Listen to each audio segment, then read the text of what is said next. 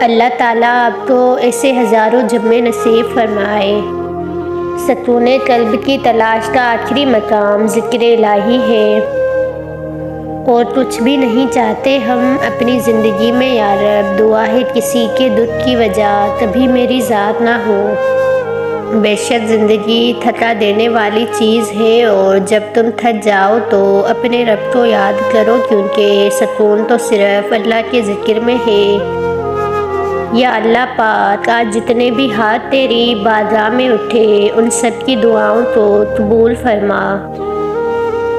یا رب، جن ہاتھوں نے مجھے دعا مانگنا سکھایا ہے ان ماں باپ کو ہمیشہ سلامت رکھنا۔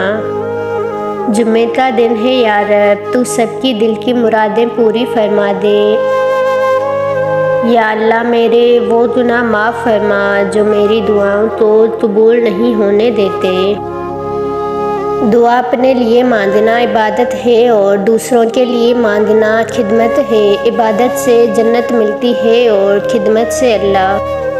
اچھے لوگ اپنی نیکی کو اور برے لوگ دوسروں کی نیکی کو بھول جاتے ہیں۔ یا اللہ، ہم سب کی پریشانیاں دور فرما۔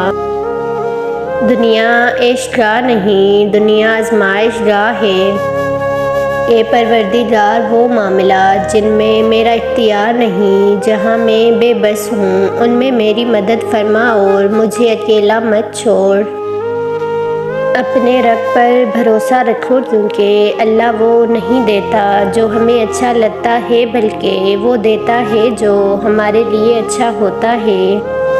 لوگوں نے کچھ دیا تو سنایا بھی بہت کچھ۔ اے اللہ، تیرا ہی در ہے جہاں کبھی طعنہ نہیں ملتا۔